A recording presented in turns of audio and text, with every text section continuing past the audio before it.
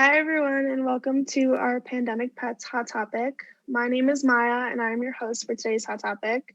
I'm a student event planner who works as part of the tri-institutional team. Joining us are panelists who will be discussing pet adoption during the pandemic. We are lucky enough to welcome panelists Erin Claire Michaels and Tracy Koss, who will each introduce themselves in just a few minutes. We have questions already set to ask the panelists, but we will also be accepting questions from you, the viewers. Throughout the event, you'll be able to submit your questions to me to ask the panelists in the comment section. If you all enjoyed the event, we will be giving more information on upcoming hot topics this semester at the end. Before we begin, we did conduct a poll via Instagram asking students what kind of pets they have, how many they have, and if they had adopted pets during the pandemic. And students overwhelmingly had dogs. They tend to have 1 to 2 pets in their household, and most people did not adopt a pet during the pandemic. Now, without further delay, here are our panelists.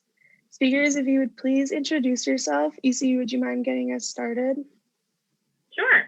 My name is E.C. Michaels. I am the Executive Director at the Animal Assistance Foundation here in Denver. We are a grant-making organization. We make grants to shelters and animal welfare organizations across the state of Colorado, and in order to do the work that they want to do. We have been around since 1975, and were initially founded by Louise Koss.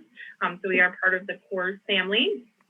And we are a private foundation, meaning that we have a fund that we grow through investments in order to provide funds to our shelter and rescue partners across the state. We focus very heavily on a lot of the rural communities in our state that need resources, but we also have really great partnerships within the Front Range, one of which is Denver Animal Protection, and I'll toss it to Tracy from there.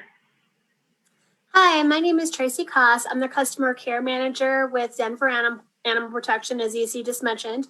And we are a thankful recipient of AAF funds, so thank you so much. And those funds allow us to do great things like offer free microchips with adoption, and sometimes free medical care to those who can't afford it and would otherwise have to surrender their pet if those medical treatments had not been given. I have been in animal welfare going on almost 24 years now, so it's been my lifelong career, and I'm glad to be here today and answer any questions around sheltering during COVID. Awesome. Well, thank you very much. So we're going to get started on some of our questions. Tracy, this first question will be directed to you, but EC, please feel free to elaborate.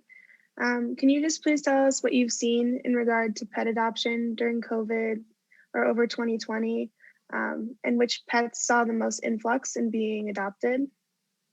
Yes, it was really interesting because obviously early on as an industry, we were all asking the why. We did not know what to expect, right? We've never dealt with a pandemic like this. And so we were really concerned at Denver Animal Protection about keeping our inventory levels low, assuming that we would have to be closed to the public, that we wouldn't be able to move animals like we traditionally do, whether that was through transfer partners or through rescue groups or through adoptions. Not even quite sure what our RTO, return to owner numbers, might look like and how they would be impacted as well. Surprisingly, at least in Denver, we did not see a huge influx of animals at Denver Animal Shelter. It was quite the opposite. So as far as adoptions go, we initially, when COVID started, we had stopped adoptions, I think about around the first month or maybe 5 weeks, just as precaution for safety measures when we were starting to learn about how COVID spread. We still maintained all of our other services, but we did have to restructure them greatly to keep our staff safe and keep the public safe. But as a city shelter, we were considered an essential function. I actually think that anybody dealing with animals was considered an essential function. So we were allowed to remain open the entire time. And then when we did open up adoptions about a month and a half in, it looked different for us as it did many shelters. We usually had self-touring that people could come in the building at free will, 7 days a week operation, and view the animals. And we moved to locking our doors and having people read signage at the front of the doors, have the social distancing markers, and ask them to call in and do the majority of the interaction conversation, foundation conversation for adoption counseling over the phone. And then we would one by one invite them into the building while maintaining social distancing and doing adoptions that way. So for the entirety of 2020, we did 1,435 adoptions. And in 2019, we did 2,298 adoptions. So that gives you an idea of the decrease that we saw, definitely due to the pandemic.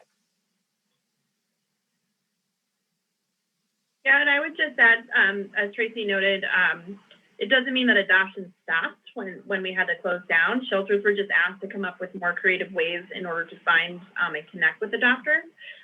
So we transitioned from what was very much an in-person event, meeting an animal, to really developing a virtual adoption process that relied a lot on the communication and the collaboration between the shelter and the adopter in order to make those best matches. So adoptions have continued to be really successful during this time, and during the pandemic, we haven't seen like a higher return rate or anything like that. So that it just demonstrates how shelters have been able to pivot to really continue to make sure that when we're doing adoptions, that there's a real connection being made. Yeah, I think it's definitely interesting. Obviously, pet adoptions, I think, kind of surged. I know online it was saying that the pet industry as a total kind of went up, but obviously it slowed down in the beginning because there wasn't that, you can't walk into a shelter and adopt a dog. And I know for myself, I adopted a dog by the end of the year last year. And that was just kind of being alone for the entirety of the pandemic. You want to bring a furry friend into the family, but you kind of have to wait and make that big decision. So leading into our next question, with the trends that you guys have just mentioned, have you also seen a trend in more pets potentially being abandoned or surrendered back into shelters? That's a great question too. Again, we didn't know what to expect, and in early conversations, all of that was discussed. And again, we were trying to, at the early stages before we shut down some of the adoption services, try to get out as many animals that were in the shelter currently. But we did not see an increase in intake and owner surrender at all in Denver Animal Protection. We saw just the opposite. So we saw more people retain their animals than in previous year's statistics. And so, we hope that we attribute that to people being aware of that there was going to be struggles for a lot of shelters if a lot of impact came in to the shelter, influx came into the shelter. And we were lucky. We did not see that. We maintained, I think, during at least the first 6 months, our inventory levels were pretty much capped out around 89 animals, which is highly unlikely for us. Usually we're, around 400 or so animals on any other given year. So we just did not have the number of animals in the shelter during the pandemic as we normally would. Yeah, that is a national trend as well, is that we did not see, everyone sort of expected with the economy shutting down, with job loss, that folks would be potentially surrendering their animals, and that wasn't the case. What we really saw was folks focusing on, like Tracy said, retaining and keeping their animals, and also focusing on improving their animals' lives. I think it's a difference when we get to sit at home with our animals all day instead of going back and forth to the office or to school or whatever we have to do. And so folks were noticing that maybe their animal had, a little mass on it, or needed its teeth smell, its breath smelled really bad. And so people have been actually reaching out to shelters more to see what kind of support shelters and organizations can give to people that want to not only keep their pets, but also improve their lives in their home. And Denver Animal Protection runs a couple great programs that support families with not only some medical care, but with food and supplies and things like that. If they have some barriers to keeping their pet that may be economic or medical, there's a lot of options for folks to be able to find those now. And prior to the pandemic, we saw those programs, but now they've been a really heavy focus within the animal welfare world. It's interesting too. I mean, we talked to a lot of people, and I know there's been studies done that in times when things are out of people's control, they tend to want to hold on to things as much as possible that they do have control over. And we saw that here, and we were very grateful as an industry that the community supported the animals in the community so much as they did, and they still are. Yeah. And like you mentioned, obviously adopting a pet doesn't just come with the adoption fees and all of that. Obviously there is an expense associated with owning a dog. So can you, either of you, touch on how the pet adoption affected the entire pet economy? Obviously the type of animal adopted affects how much you're going to be spending on that pet outside of the food and all of the bare necessities. So can either of you touch on the pet economy? I can talk about it a little bit. So, like you said, Maya, with adoption of pet comes other fees. The pet product industry continues to soar and continues to really just exponentially grow in the last few years. And we all the time we hear of new pet products that are coming out, new treats, new toys, new whatever. And so I don't think that's really slowed at all during the pandemic as people have adopted. That has really continued to grow again exponentially. Adoption fees typically do not cover the actual treatment and care that goes into having a pet in the shelter. So a lot of those companies have also been able to give back to shelters that are doing the adoptions. But I would definitely say that the pet products industry is continuing to skyrocket, and more so than we've ever seen it before. Companies such as Chewy are continuing to expand. The rise of online shopping has also been, as we know, it's been growing exponentially, and that's also within the pet product world. Yeah, I would imagine most people, just like me, when you're working from home a lot and you're in the house with your animals more so, that they require more from you because you're in the environment. So I've been doing a lot of shopping with a lot of Kongs and enrichment items and toys and everything that I can use as a distraction. For instance, my dog right now has a peanut butter Kong in preparation for this meeting. So she would leave me alone for a little bit. It definitely, for adoptions, I mean, the adoption cost is probably, it's going to be the cheapest expense that you have when acquiring a pet, because medical is the greatest need. We've had retention grants through the years. Another thing that AIF has supported our agency in providing to the community. And we have the stats that show from that, because we offered a variety of different things with that money to support the community. It's always medical care. It's always the cost of medical care. Number one, reason that animals can be surrendered is because of medical care. Dental is huge, and a lot of shelters have moved to doing dental as a general practice, knowing that that's real expensive for an adopter to take on. Medical, and like you said, different species as well. You get into reptiles, the cost of specific habitat needs for those animals, diets for those animals. It can be an ongoing large expense that we really communicate and work with adopters to understand what the long-term care cost is going to be for any particular species. Yeah, I know when I adopted my dog, obviously I adopted a 2-year-old who had previously come from New Mexico. So there's a lot of medical, kind of psychological with that. Like he developed separation anxiety. So that's an added cost that you wouldn't necessarily understand until you've dealt with a dog with that issue, or a pet in general. So obviously there's no kind of baseline, is what I'm understanding. There's no baseline of what you're going to be paying for the animal. It obviously depends on the pet itself. So you guys mentioned some of the vaccinations and medical. So on average, are pets being vaccinated, and how affordable are those vaccinations in Colorado? We're actually really fortunate in Colorado. There's so many resources available with subsidies for the public and caring for their pets. At Denver Animal Protection, we have a vaccination clinic every Saturday and Sunday for 2 hours, and we see about 100 clients each day. I got some stats for you with that too.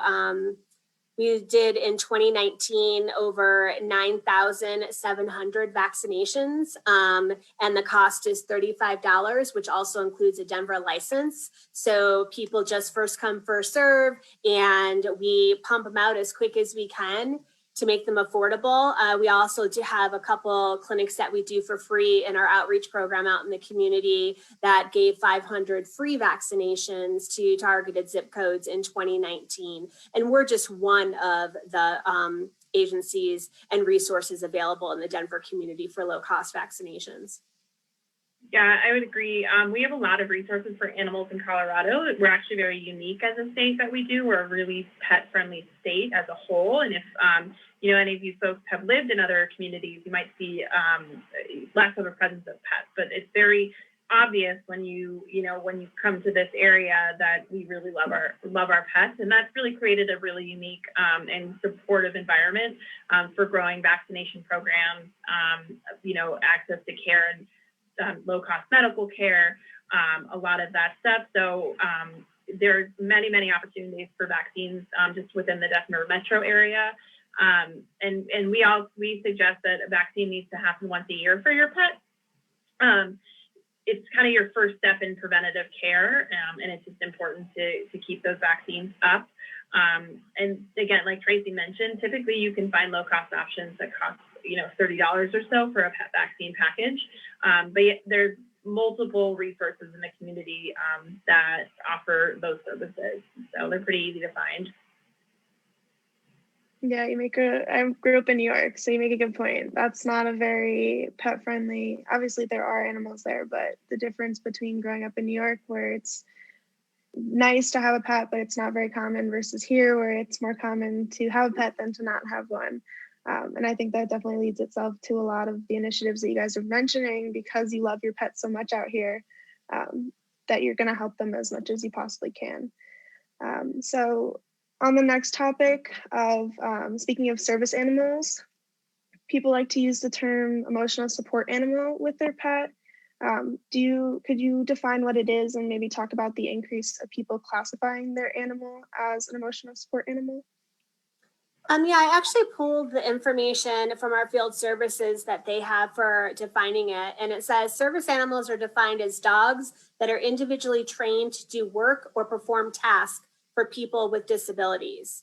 The actual number of certified or approved service animals, true service animals, is actually quite low. A lot of people will say that they have emotional support dogs, which is not under this definition of service animals. We don't see a huge influx with it because, again, they have to perform an actual task for that disabled, that person with disabilities. I don't know if you have anything else to add to that, EC. Yeah, I would just say that when it comes to this discussion, there's very clear categories defined by federal legislation and federal work. But there is not necessarily unified certification of service dogs. So if someone says, my service dog is certified, it doesn't necessarily mean that certification has a federal, or even a state stamp of approval. It probably means that they've received a significant amount of training in order to provide the task that person needs them to provide. But it doesn't necessarily mean that the dog has reached a significant level of certification. And normally those people have significant documents that talk about where the dog has come from, what training it's provided, and what training it can't provide. But it's really important to note that those are not necessarily questions that you can ask of that animal or of that person. You really can only ask, what tasks does it provide? The other category is this emotional service or emotional support animals, and that's also another category that doesn't have any regulation. So folks can certainly, and I fully believe that almost all animals are emotional support animals. But when you articulate that or put that into a category, there's also not regulation around that, and it typically does need to be provided by a doctor, a social worker, a note that indicates that animal is truly an emotional support animal. They're also different. They sit within different fields within the federal regulations. The service dog usually has more qualifications around the Americans with Disability Act, whereas an emotional support animal is part of the Fair Housing Act. So it is important to just, when you hear those words or are considering that, to understand where they sit within the certification area.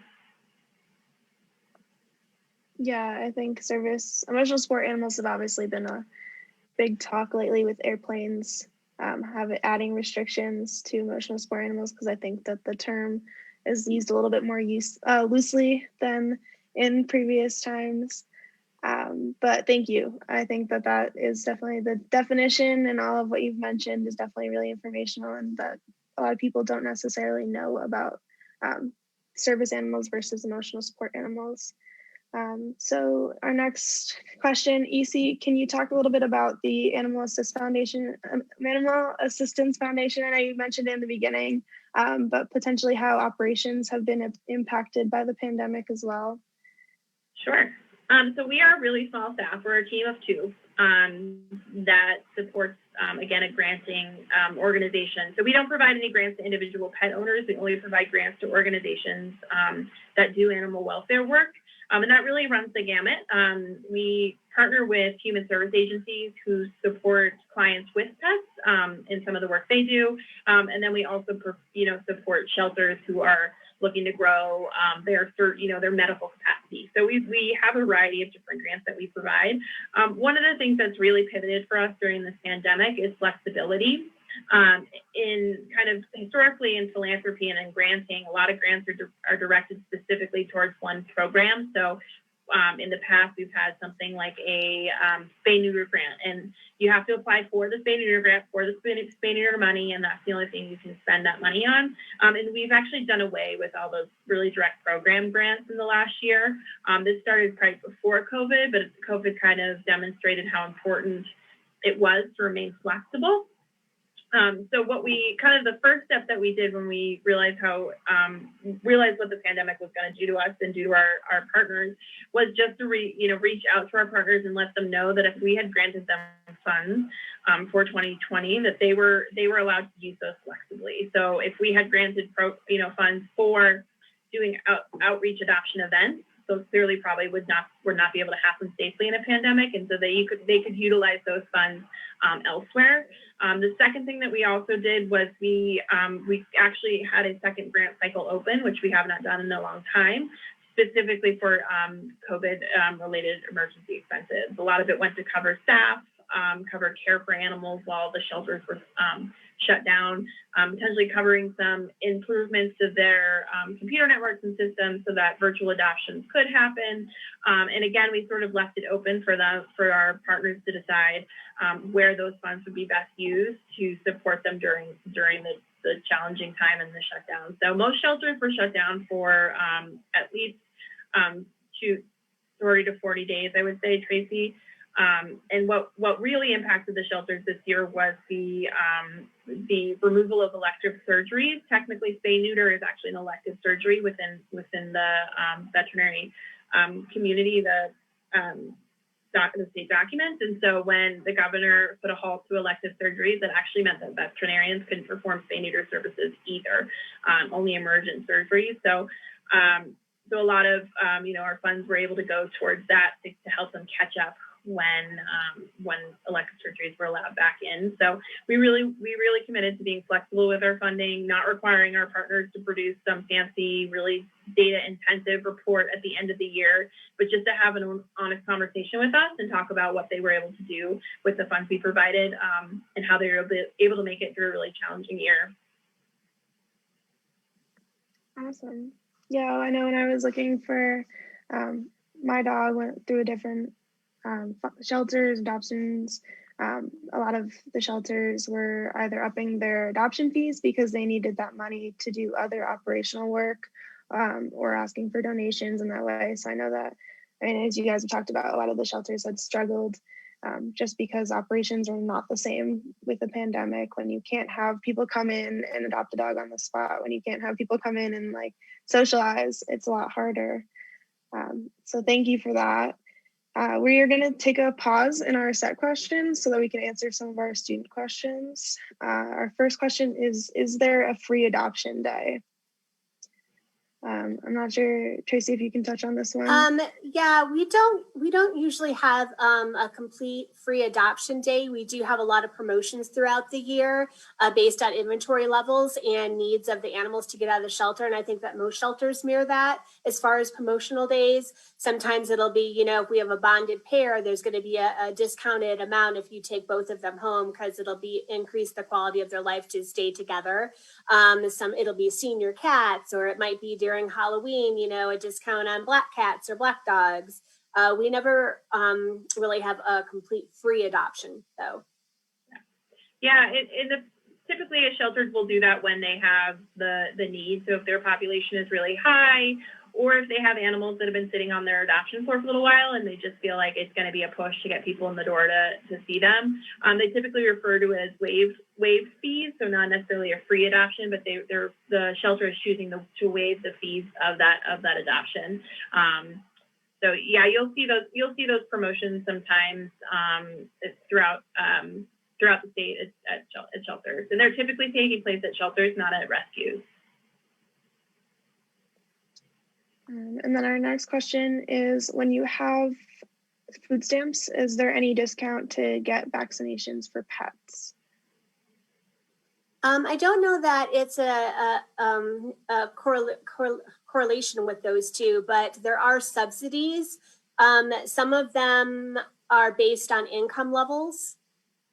Some of them with the city are based on if you're part of the SNAP program or other programs of that nature. So the resources are there to look for on most every animal shelter's website of what's available. And I don't know if you have a broader view on that, EC. I don't know for like a direct connection between the programs and subsidies. Most of them don't put aside funds for pets. That said, however, like we mentioned before, there's a lot of opportunities for free or significantly reduced cost vaccines in the state. And I would just suggest connecting with some of the shelters and organizations in the area and ask the question. We're really lucky in Colorado that we have a lot of flexibility when it comes to price points, and that the state as a whole really doesn't believe that just because you don't make a certain income doesn't mean that you shouldn't own a pet. We all know how valuable pets are to our lives. So I would just suggest, starting to call around a couple places, because there's probably an option out there. Absolutely. And we have two more questions from our audience. Do you see how many outside offenders are selling animals through social platforms? I don't personally see that in my role at my scope of work with Denver Animal Protection, but I know that our communications and marketing team is often aware of postings on Craigslist and things like that and managing it. We have had some unfortunate encounters where people are actually taking photos of the animals in our kennels while they're still in our kennels, and they're posting them for sale. And I don't know if it's a way to kind of get a feel of how much they could make off them and then come into the shelter and try to adopt them at that point so they can resell them. But we have a huge volunteer group that's always scanning all of the social media sites for that sort of thing too. And they're addressed case by case. Yeah, I would concur with Tracy. Social media has been a blessing and a curse to animal welfare. It's an amazing amount. There's an amazing amount of networking collaboration that goes on. It really changes the lives of communities and of animals, but there's also the potential side effects. Just as a note that there is a regulation within the state of Colorado that if you are, if you're breeding and selling pets, you actually have to be licensed by the state. It's called the Pet Animal Care and Facilities Act. So if you purchase an animal and intend to sell it, you'd have to actually be licensed in order to do so. So there's a lot of rehoming that goes online over social media, and typically those situations are actually pretty good. That's what the data shows, that it's not necessarily a horrible thing when you see these cases, but of course we know that there's cases that will always slip through the cracks. But just as a general note, there are some regulations within the state government that support preventing some of those other situations from happening. That's really interesting. Tracy, what you mentioned about people taking pictures of pets you currently own. But I think that there definitely are the good stories of people getting pets from families who are surrendering, maybe because they're moving or they just feel like they can't take care of the pet and there's no other way. Like I know a family member of mine, when he started to look for animals, there weren't any in shelters, which is a blessing because nobody really wants full shelters. But at the time when he wanted a pet, the only way to find one was via social media. And it obviously worked out for him, but that's not always the case. So our next question is, did you all see an increase in older pets getting adopted or hard to adopt pets? Yeah, Tracy could probably give more stories. You know, we're so pet friendly in Colorado and even Denver specific. I mean, you know, we haven't had an overpopulation issue in Colorado for years and years and years. In fact, the majority of a lot of our animals are transferred in from other states to meet the high demand for available adoptable animals in Colorado. So we don't ever really struggle with having pets of any certain age or medical condition or anything like that get adopted any less likely than any of our other population. Our biggest challenge is just having the animals available for adoption. We currently, it's amazing. I mean, we have a hold program while animals are in their 5-day stray weight, which means that it's an animal that's come into the shelter and we're trying to find its owner. And while we're trying to find that owner for 5 days, adopters, people are allowed to look at them and place a hold on them for $10 or $20 so that when and if they become available because an owner doesn't meet back up with them, they can adopt them. And during COVID time, every single animal has 1 to 2 holds on it before it even hits the adoption floor. So by the time they're made adoptable, they are out of the building within the first couple hours. And it doesn't matter how old they are. It doesn't matter anything about, people just want to get a pet. And it's been great. Yeah. I mean, it's been, again, we're lucky in Colorado that this has been an area of such positive growth over the last couple of years. But senior pets are no longer a barrier to adoption, especially because shelters and rescues can do so much medical work ahead of time. So they can do dentals and they can remove masses and help out, the future of that animal. And then, someone who takes it on. I probably will never adopt a puppy again, partially because I don't have the mental capacity to go through puppy training again. But I think there's also really acknowledgement of how powerful our relationships with senior pets can be. Yeah, I adopted a 2-year-old because as a college student, training a puppy was not really in the cards right now. Although the hope was that I would be able to, leave him alone for a while, and then I ended up getting a dog with separation anxiety anyway. And it's a lot harder to train a 2-year-old than it is to train a puppy to be alone. Which leads me to my next question. Do shelters have the opportunity to prepare future owners of pets who have social anxiety or other issues like that? Yeah, this is a good question. When I saw it on the list, I'm happy that it's being asked because it's definitely something that's on the thoughts and in the conversation of sheltering right now, is that we did see such an influx of people wanting to adopt. We had a lot of people that were just happy to take animals out of shelter into foster during this time, and lots of them were foster to adopt.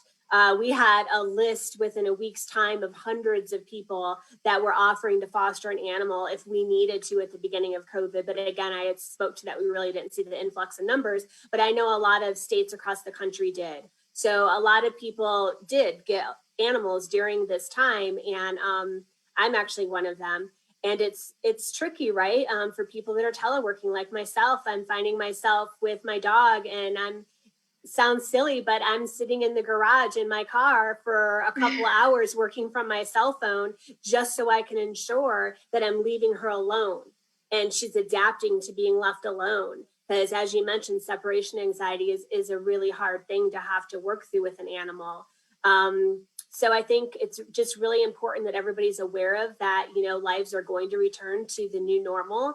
And for a lot of families and a lot of their pets, that means that pets are going to have to adapt to not getting that midtime walk during the day, or having the kids home to play with, or their parents home. And they're going to have to return to being left home alone, or for the first time, if someone got a dog during, or cat or whatever species during COVID, things are going to look different. So much like when we send adopters animals home when they're pregnant, we try to give them tools that they can use to start adapting that pet in the home to when the baby's going to arrive, so that way that the animal has that adjustment period. So it's very important that, you know, you're getting out of the house, even if it's just while you go to the grocery store, or if you go to the park, or if you go hiking in beautiful Colorado, whatever you can do. Some of those times, of course, you want to take your dog with you to get out of the house because they need it as well. But make sure to have that time where you're leaving them alone and you're trying to somewhat resemble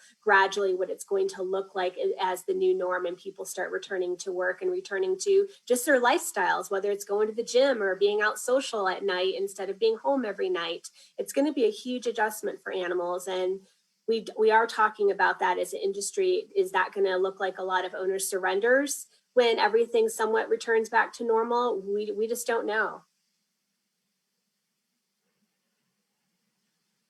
Yeah, I would agree. I would agree with Tracy's advice, is to start gradually building that time in of that animal being alone.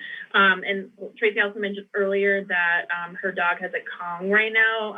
Kongs are those red toys that have a hole in the middle, so you can put food or peanut butter or things in there. And that's another good technique, is when you leave the house, to give your dog something to do.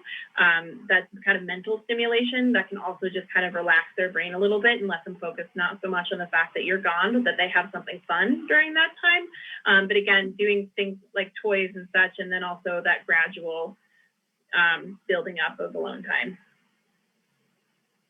Yeah, I think the mental stimulation is key. I know I left my dog alone for a little while in his crate, and he got bored, so he started to be destructive. And I think that that's probably what they think it's okay. So you have to put something in front of them to teach them that they can do other things rather than just destroy things around them.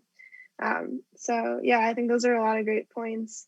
I know myself, I tried a lot of those things. So I don't know if you have any advice for somebody who may be struggling, like if there's any outlets. I know I called the shelter that I adopted my dog from to have a conversation. Do you know if there's any other outlets for getting help that doesn't involve kind of going to a trainer or paying additional money to get the help? Yeah, there's a lot of resources and information available about dealing with leaving your dog at home. Crate training is one of them, but it's a gradual process. Part of it is just, you know, having the crate available and making it their happy place, making sure it's comfy with a bed and toys and enrichment items like bones and Kongs, putting an item of your own clothing with your scent on it and put that inside the crate, put the crate somewhere where they feel like they're part of the family and they're not so isolated, and gradually build up the duration of time that they're in a crate. Obviously, another good trick is run them hard. If you got a park or hiking or walking or just tug of war in the house or whatever you can do to actually give them mental and physical stimulation to exert that energy out prior to putting them into a crate, that's going to make their time in the crate more pleasant, and hopefully they'll just rest and they'll sleep. And you want to make sure you get them out of the crate at a good moment. So you want to open the crate door when the dog is calm, even if it's for a second. You'll have some dogs that will just bark constantly, and you want to grab that 1 second that they stop to catch their breath in between the next bark if you need to, and make sure that's the second that you open the crate and good boy, good girl, and you take them out. But yeah, there's a lot of resources online available. Your larger places like ASPCA, HSUS has all those materials available online. As far as any free training classes in the area, I'm not really aware of any of those currently, but also like EC mentioned earlier, call, ask, you never know. what type of programs are available. We've had pet retention grants previously, 3 different years at the shelter, where we actually had money put aside as an agency that we could give out to people who found themselves that they might need to surrender their pet due to behavioral issues, where we were able to afford and cover training for their pet. So all of these sorts of things can be available. You just need to do a little bit of research. Yeah, and I would just say that when it comes to training a pet too, the best thing you can do is be consistent. Dogs are smart, cats are smart, and they challenge us in ways that we didn't know we could be challenged. But kind of creating that symbiotic relationship is a lot about consistency. So, like Tracy mentioned, getting a crate into a situation is really great. A crate is a really great option for animals to both feel safe, for you to be safe, for them to be safe when they're alone. And I know sometimes it's hard to imagine putting them back into a kennel, but it's actually a really great a place for them to be safe and to feel comfortable. But if you're going to go down that road, you just need to make sure you be consistent about it, and schedule that time for the animal to be in the crate. Make sure you're giving, positive reinforcement when that animal is doing well. And, just making sure that when you're committing, that you can be consistent about it. Very good point. You want to make sure everybody in the house is on the same page. Animals are creatures of routine, much the same as we are. So that consistency is so very important, especially when they're trying to learn. You're taking a different species in your home and you're expecting them to learn how to live like a human in your home. And that's a huge undertaking. So we need to kind of meet them halfway, speak their language, and provide them with the easiest way to understand what we're trying to communicate.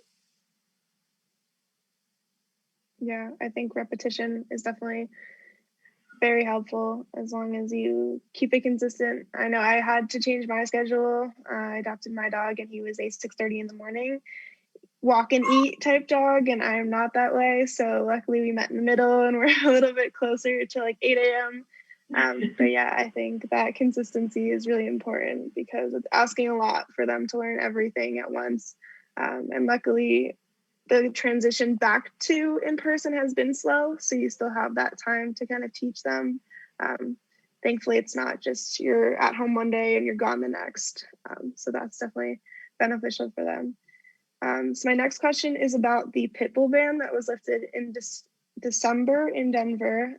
Do you think that will have any impacts on the number of animals being adopted, or has it in the past? Oh, absolutely. Are you kidding me? All those kitty lovers out there can finally come out of the, dark, and they can celebrate their breed. Everyone at Animal Protection, everybody in the industry, obviously in Denver and Colorado, we are extremely excited and happy. Seeing the pitties leave our doors over the last month has just been a huge celebration for all of the staff.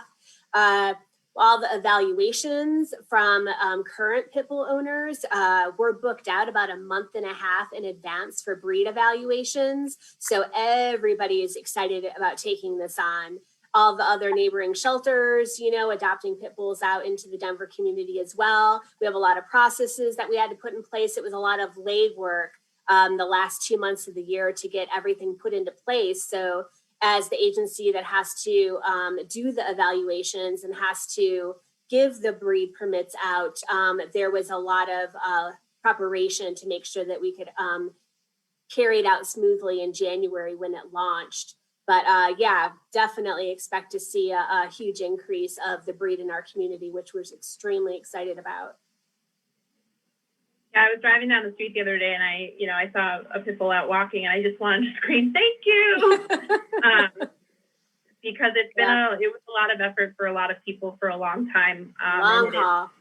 An amazing outcome. I'll just note too that Aurora also repealed their pit bull ban, as did Commerce City. So those are pretty big cities and towns to also do this. So it's pretty unreal.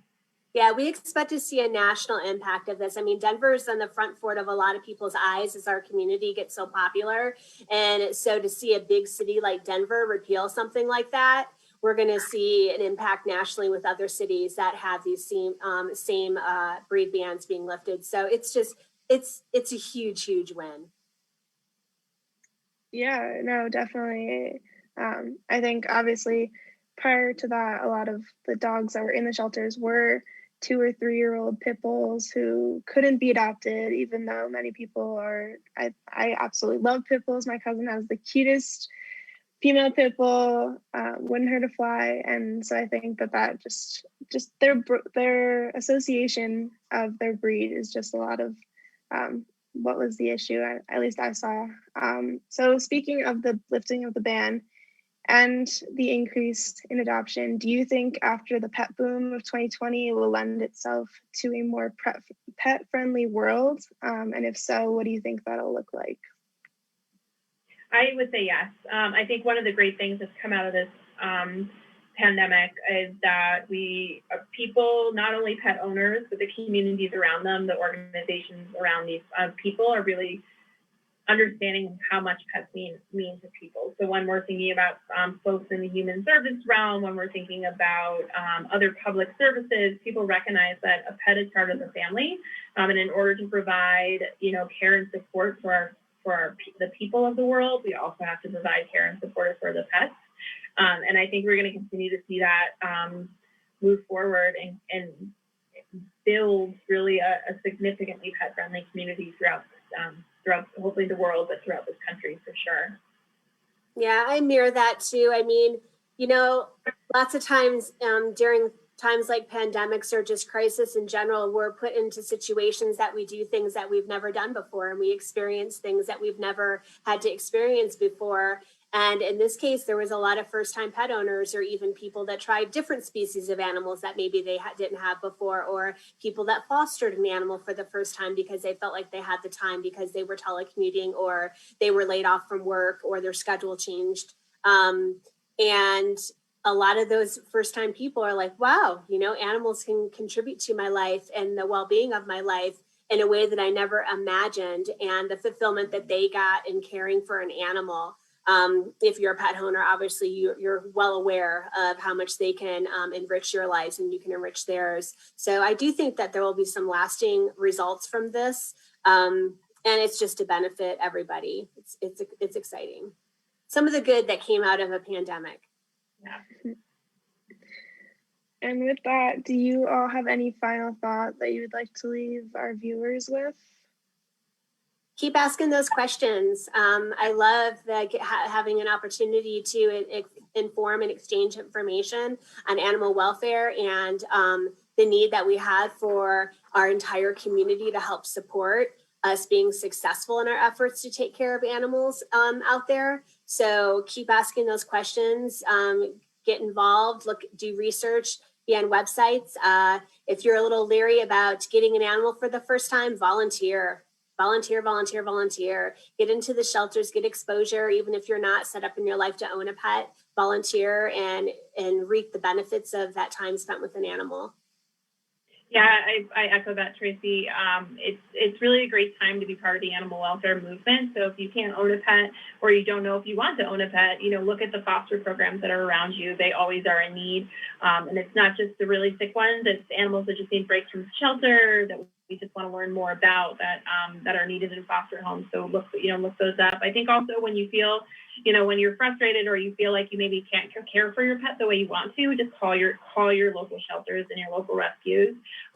You can find a lot of stuff online these days, but sometimes just making that phone call is going to set you up for success more so than kind of looking up stuff online. There's so many resources out there that are always changing, that there's so much information out there to make everyone a successful pet owner. And I just, challenge each of us to, when we're having those moments of thinking, oh my God, why does my dog do that? Or my cat, or your guinea pig, there's so many great resources out there. It's a really great time to own a pet, and it's for everybody. Yeah. Well, thank you for both of those. Those are great points to add. And I would like to give a huge thank you for joining our panel. You have made this hot topic very educational and informative, and I hope you enjoyed yourselves, and I hope the viewers enjoyed listening in as well. If you like tuning into this live stream, you can follow us on Facebook or Instagram to stay updated with reminders for all of the cool events we have planned this semester. Our next hot topic will be online consumption on Wednesday, March 10th at 12:30 p.m. live streamed here on Facebook. Thank you all again, and I hope you enjoy the rest of your day. Bye.